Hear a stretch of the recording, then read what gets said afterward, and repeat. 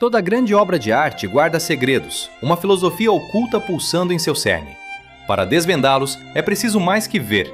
É preciso entrar na mente de quem a criou, buscar a compreensão profunda de seus dilemas e visões de mundo.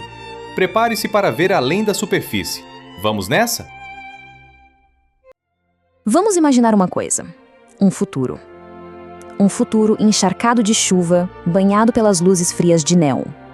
Nesse mundo, a humanidade conseguiu criar o escravo perfeito. Seres artificiais que, de vez em quando, desenvolvem emoções e fogem. E aí, precisam ser caçados. Um Blade Runner é o caçador enviado para aposentá-los. Mas e se, no meio dessa caçada, a linha que separa o homem da máquina começasse a se apagar? Como uma lágrima na chuva. Mais humano que humano. Esse é o lema da Tyrell Corporation, os criadores dos replicantes. Eles são seres artificiais, sabe? Construídos para servir, para trabalhar em colônias longe da Terra. Só que, o que acontece quando a cópia fica tão complexa, tão cheia de anseios, que começa a desafiar a própria definição do original? E é essa pergunta que pulsa bem no coração de Neon de Blade Runner. Isso aqui não é só uma história de ficção científica, não. É uma investigação profunda sobre o que nos define. É uma busca pelos fantasmas que vivem dentro da máquina. E se a base de tudo aquilo que a gente é, sabe, a fundação da nossa identidade, fosse só uma coleção de memórias? E se essas memórias pudessem ser fabricadas? Para a gente tentar entender a alma em Blade Runner, a filosofia nos dá uma pista. O filósofo John Locke dizia que a nossa identidade é construída pela continuidade das nossas memórias. Nós não somos o corpo, mas sim a consciência que vive nele, uma consciência tecida fio a fio pelas experiências que a gente acumula. O filme pega essa ideia e a leva até o limite mais absoluto. Personagens como a Rachel, por exemplo.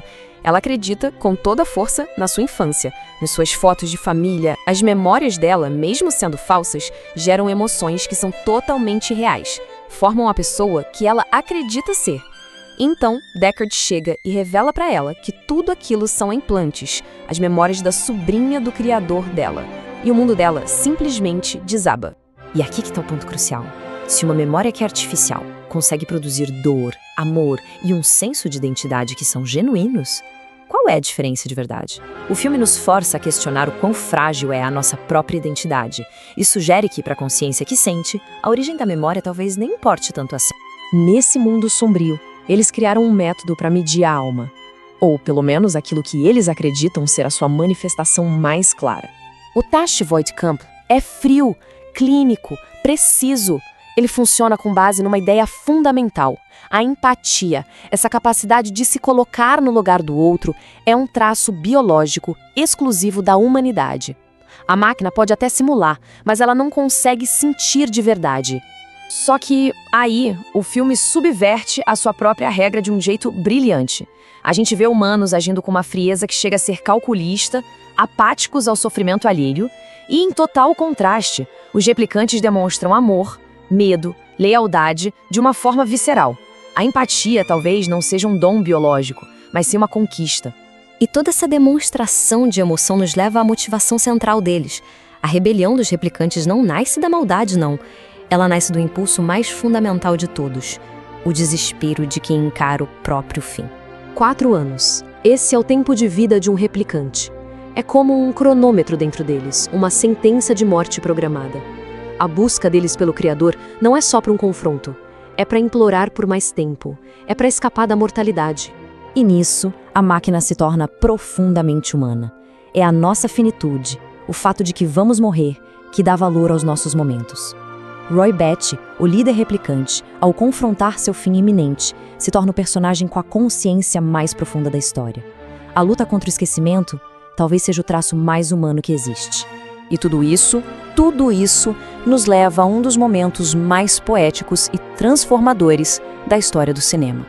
No clímax da história, o suposto vilão alcança um estado de graça. Depois de uma perseguição brutal com a vida do seu caçador, Deckard, em suas mãos, Roy Batty faz o impensável. Num ato de pura empatia, ele o salva. E então, ali, na chuva, ele começa sua reflexão final sobre uma vida que foi curta, mas intensa. Ele não fala com raiva. Ele fala com uma serenidade melancólica, compreendendo o valor de cada memória, de cada instante vivido que agora se esvai. E com essa frase, a luta acaba. Ele aceita sua mortalidade e encontra uma beleza poética no seu próprio fim. O ciclo se completa.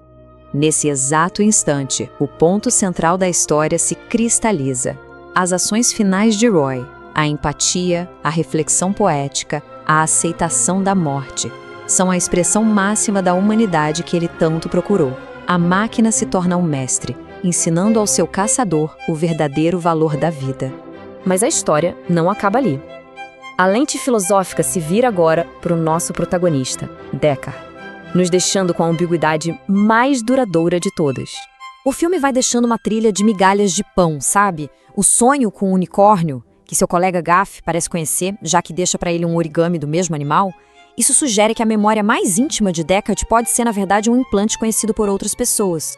E essa é a virada de mestre. Se o próprio caçador é um replicante, então toda a premissa da caçada, aquela linha entre nós e eles, simplesmente se desfaz. Somos forçados a reavaliar tudo o que vimos até então. Blade Runner não nos dá respostas fáceis. A força dele está justamente em nos deixar com essa dúvida.